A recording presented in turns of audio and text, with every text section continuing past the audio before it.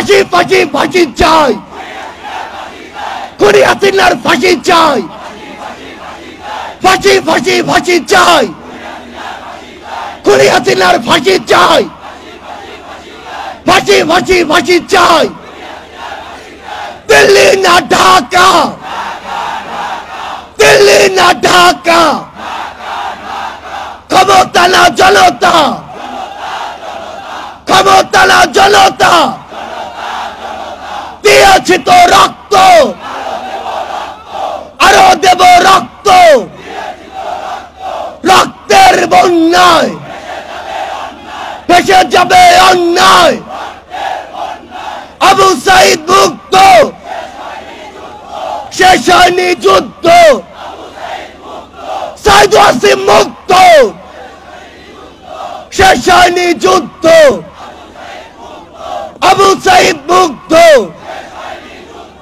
শেষ হয়নি যুদ্ধ।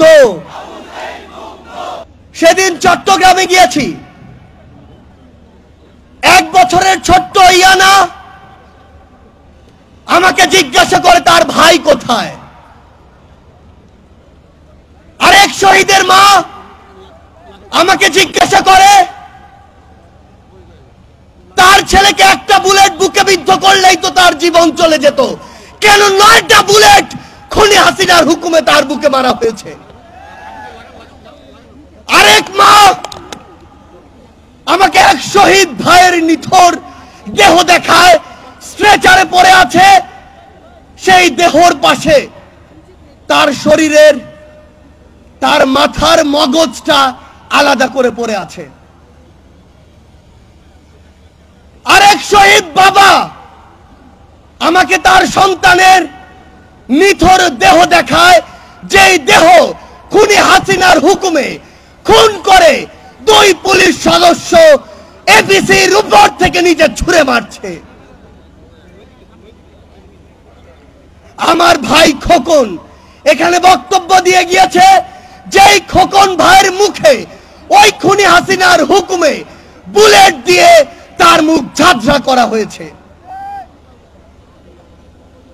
আমার টাঙ্গাইলের 18 বছর বয়সের ভাই হিমেল, যার মুখে ওই খুনি হাসিনার হুকুমে পুলিশের কিছু সদস্য 350 ছড়া বুলেট মেরেছে। 2024 সালের ছাত্র জনতার অভ্যুত্থানের হাজারো এবং চিত্রের মধ্যে এগুলো হচ্ছে কয়েকটি চিত্র। বিগত 16 বছর ধরে এই দেশে খুনি হাসিনা এই দেশের মানুষকে, জনগণকে বিভিন্ন ট্যাগ দিয়ে, বিভিন্ন রাজনৈতিক নাম দিয়ে, বিভিন্ন মতাদর্শের নাম দিয়ে যেভাবে খুন করেছে, যেভাবে জেলে নিয়েছে, যেভাবে মামলা দিয়েছে, হয়রানি করেছে, তা আমরা এখনই ভুলতে বসেছি। আমরা বিগত 16 বছরে বাংলাদেশের সকল রাজনৈতিক দল বিভিন্ন সময়ে বিভিন্নভাবে তাদের বিরুদ্ধে বিভিন্নভাবে নামার চেষ্টা করেছি। আমরা কি সফল হয়েছিলাম? বিগত 16 বছরে যখন আমরা এককভাবে বিভিন্ন ব্যানার নিয়ে রাজপথে ওই খুনির বিরুদ্ধে নেমেছি, আমরা কিন্তু সফল হইনি। কিন্তু এই 16 বছরের জুলুম অত্যাচারের পরে সকল রাজনৈতিক মতাদর্শ, দল, মত, ধর্ম, বর্ণ, বয়স ভুলে গিয়ে যখন আমরা ঐক্যবদ্ধভাবে রাজপথে নেমেছি, খুনি হাসিনা দেশ ছেড়ে পালিয়েছে।